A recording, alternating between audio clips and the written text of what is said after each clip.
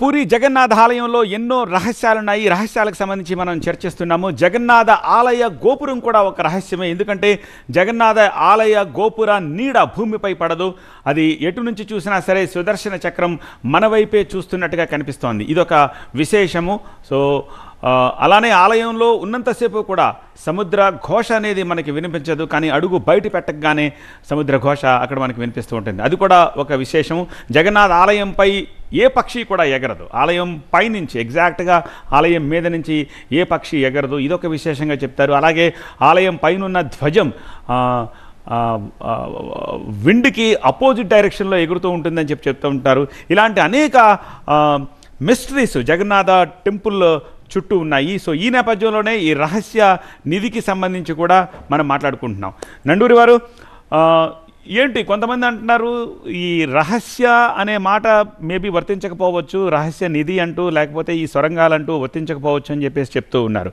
కానీ ఇందాక వేలు స్థపతి గారు అన్నట్టుగా మనకి తెలియందే కదా రహస్యం అని చెప్పేసి. సో మీరేమనుకుంటున్నారు దానికి సంబంధించి? అయ్యా, ఈ రహస్యం సొరంగం గురించి చెప్పే ముందు నేను ఈరోజు మీ TV9 ముఖంగా ఒక ముఖ్యమైన విషయం చెప్తా. చెప్పండి. ఎందుకంటే మీరు కూడా ఇవి చెప్పడం నాకు ఇబ్బందిగా అనిపించింది. కానీ మొట్టమొదటి ఇందాక మీరు చెప్పిన పూరి ఆలయ రహస్యాలు అని ఉన్నాయి కదా, అవి వాట్సాప్ లో చక్కెర్లు కొట్టే 11 మిత్స్. ఓకే, 11 ఉన్నాయి. ఆ 11లో 7 అబద్ధాలు పూర్తిగాను, 3 పార్షియల్లీ ట్రూ, ఒక్కటి మాత్రమే నిజమైంది. ఓకే, ఇందాక మీరు చెప్పినట్టు గోపురం నీడ కనిపించదు అనేది అబద్ధం. నీడ కనిపిస్తుంది, అది నేను గమనించాను. అలాగే ఎటువైపు నుంచి చూసినా మన వైపు చూసే చక్రం అది అబద్ధం. ఆ చక్రం అలా కనిపించదు. ఆలయంపై ఎగరని పక్షులు నేనే వీడియోలో రికార్డ్ చేశాను. నేను మా ఫోటోగ్రాఫరు. ఆలయం పైన హాయిగా ఎగురుతున్నాయి పక్షులు.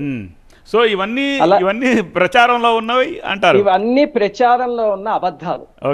ఓకే, అందుకని అవి యూట్యూబ్ లో కూడా విపరీతంగా ప్రచారం అయిపోయి, అలాగే కొన్ని న్యూస్ పేపర్ లో కూడా ఉన్నాయి. మేము దాదాపు ఒక 13 రోజులు అక్కడ ఉండి రీసెర్చ్ చేశాక వీటన్నిటికీ సంబంధించిన వీడియో ప్రూఫ్లు అన్ని తీసుకున్నాం.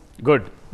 ఇందులో ఏవి నిజం ఏవి అబద్ధం అనేది. కాకపోతే మీరు ఇందాక చెప్పారు ఆలయంలో సింహద్వారం దాటగానే అలల చప్పుడు వినిపించదు అని. అది పచ్చి నిజం. దానికి సౌండ్ ప్రూఫింగ్ టెక్నాలజీతో గోడలు కట్టారు. అసలు ఆ గోడలు చూస్తేనే మనకి తెలుస్తుంది. సౌండ్ ప్రూఫింగ్ ఇంజనీర్ ఎలా కడతాడో అలా కట్టారండి.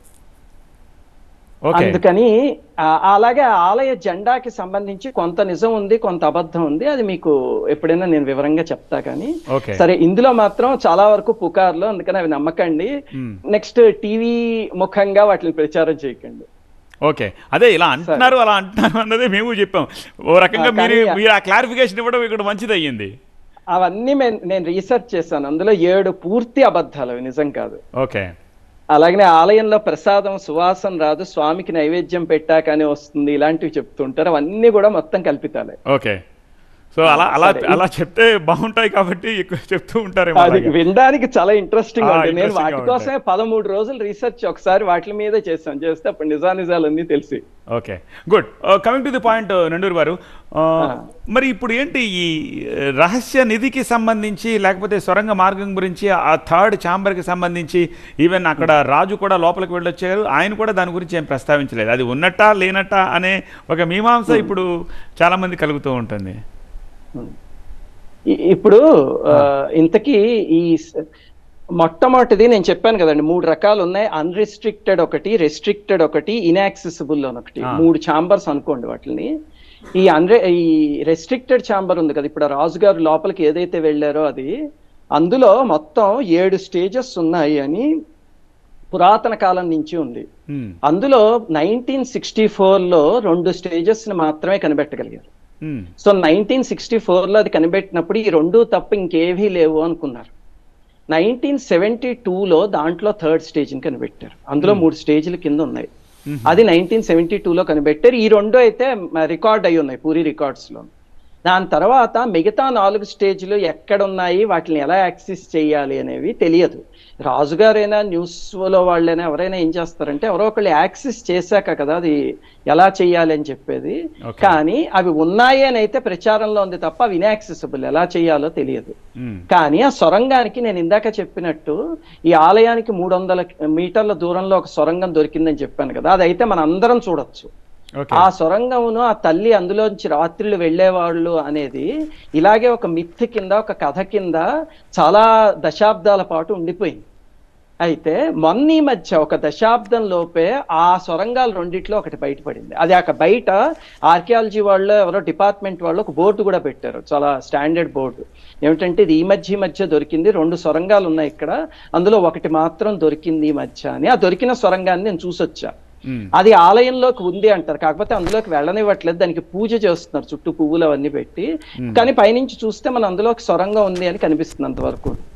సో ఒక సొరంగం ఈ మధ్య ఒక దశాబ్ద కాలం లోపే, నాకు తెలిసి 7-8 సంవత్సరాలు కూడా అయ్యి ఉండదేమో, అప్పుడే బయటపడింది. అది ఆలయం వరకు ఉందని తెలుస్తోంది. అలాగే ఇంకా ఇక్కడ ఉన్నవి బయట పడచ్చేమో భవిష్యత్తులో. వాటికే నాగబంధం ఉంది అనేది అక్కడున్న ప్రచారంలో ఉన్న విషయం, ఇప్పుడు బయట పడని వాటికి. ఓకే నండు గారు, ఇప్పుడు లాస్ట్ టైము 78లో ఇప్పుడు దీన్ని ఓపెన్ చేసినప్పుడు ఆ రోజు ఈ ఆభరణాల ఇన్వెంటరీ కోసం 70 రోజుల సమయం పట్టింది. ఇది ఎవిడెంటే మన దగ్గర ఉన్నదే, కానీ ఇది రికార్డ్స్ లో ఉంది. సో ఇప్పుడు ఎంత సమయం తీసుకునే అవకాశం ఉంది అనుకుంటున్నారు? ఇప్పుడు దానికన్నా తక్కువే పట్టొచ్చండి. అంటే ఇప్పుడు ఆ 3rd ఛాంబర్ విషయం మర్చిపోండి, ఇన్యాక్సెసిబుల్ ఛాంబర్. ఈ పాత చూస్తే కనుక 1978లో 70 రోజులు పట్టినప్పుడు ఇంకా పూర్తిగా కౌంట్ చెయ్యలేదు అని కూడా చెప్పారు, అంతేగాని అప్పుడు పూర్తిగా కౌంట్ అవ్వలే. ఇప్పుడు టెక్నాలజీ బాగా పెరిగింది, అలాగే ఆర్టిఫిషియల్ ఇంటెలిజెన్స్ అవన్నీ వచ్చేసి దానికి ఒక మణిని ఇచ్చి మెషిన్ లెర్నింగ్ చేయించగలిగాం అనుకోండి మనం, అది ఆ రకమైనవన్నీ టకటక కౌంట్ చేసేయగలదు. అలాంటి ఎక్విప్మెంట్ అంతా ఇప్పుడు బోలెడు వచ్చాయి. అందువల్ల ఇప్పుడు ఖచ్చితంగా ఫాస్ట్ గానే తెరవడానికి, అలాగే పూర్తిగా కౌంట్ చేయడానికి కూడా అవకాశం ఉంది. ఇప్పుడు గతంలో లాగా మధ్యలో సరే, మీ దృష్టిలో ఇప్పుడు ఈ 3rd ఛాంబర్లోకి వెళ్ళడం సాహసమా, దుస్సాహసమా, దాన్ని ఏమని చెప్పి అభివర్ణిస్తారు? దుస్సాహసం అని కాదండి, మొట్టమొదటి అది కనిపెట్టాలి ఎలా వెళ్ళాలి అని. దానికి ఏదో ఒక మెకానిజం ఉంటుంది నాకు తెలిసి.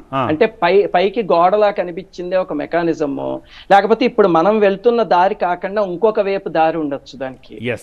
పూరి ఆలయంలో అలా చాలా ఉన్నాయి. ఇప్పుడు వీళ్ళు వెళ్తున్నది ఒక దారి, అలాంటిది ఇంకొక వైపు ఎక్కడైనా ఉండొచ్చు. అలా ఎక్కడైనా వెళ్ళి యాక్సెస్ చేయాలి. ప్లస్ నాగబంధం లాంటిది ఉంటే కనుక ఇప్పుడు తాంత్రికులు ఎంతో మంది ఉన్నారు మనకి, తెలుగు రాష్ట్రాల్లోనూ ఉన్నారు, కేరళ దగ్గర ఉన్నారు. వాళ్ళు ఎవరినైనా తీసుకువస్తే నాగబంధం తెరవడం అనేది ఇంపాసిబుల్ కాకపోవచ్చు, వాళ్ళందరూ అధికారులు అనుకుంటే తెరవచ్చు. ఓకే, ఇప్పుడు